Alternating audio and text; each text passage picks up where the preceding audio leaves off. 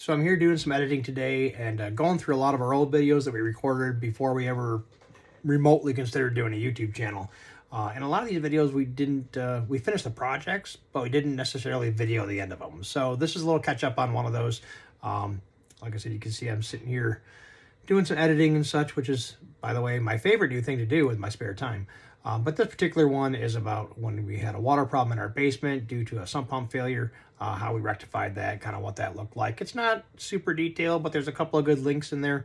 There's some product recommendations that we used and that we thought have been good. So enjoy one of our mistake videos. It was fun. So here you go. Well, sometimes no matter how hard you try, things happen. And in this case, it was a failure to do what I kept meaning to do and then put off.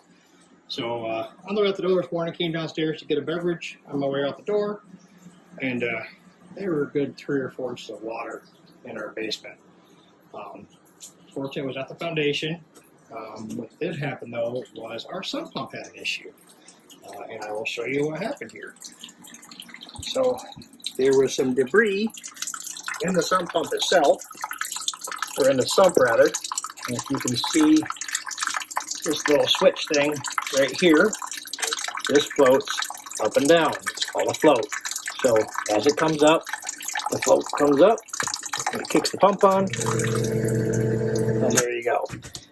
So a wedge of something, probably some foam, or like I said, there's some other detritus in there, got stuck underneath that float is what I think happened, because as soon as I pulled the sump cover off, the sump pump fired up and did its job.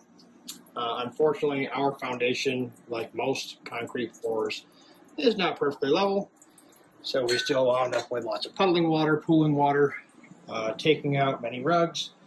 And in case you've never tried to lift a thick shag 9x12 rug when it's sopping wet, it's super heavy, and I'm too old for that. So this is our adventure, not what we wanted to be doing today.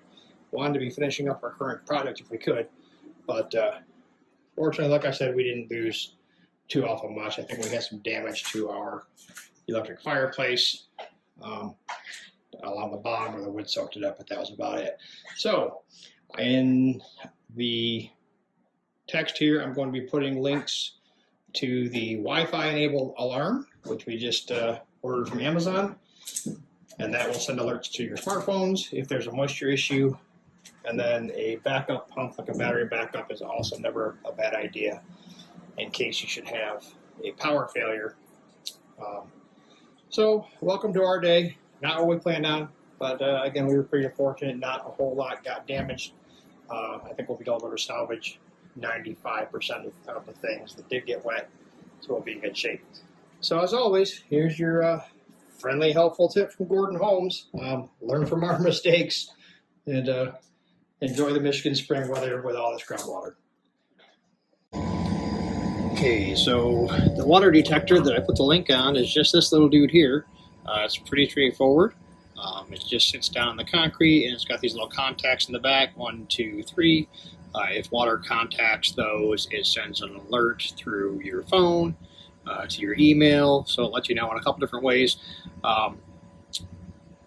We've been super happy with this so far. This has been about 1.5 years since the flooding video, and so far it's been working great.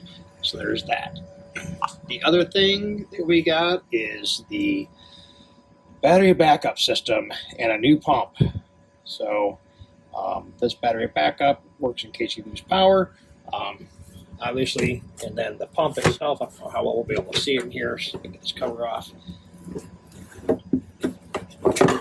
A little bit different. It has an automatic, or sorry, a built-in backup pump, and then also multiple floats to determine if the water level is high. So it's got several redundant systems built in, and then that on top of the Moen or main, however you say it, sensor, and then that on top of the battery backup, we feel reasonably secured for our water in our basement. So this seemed to have taken care of the problem. Hope this helped out.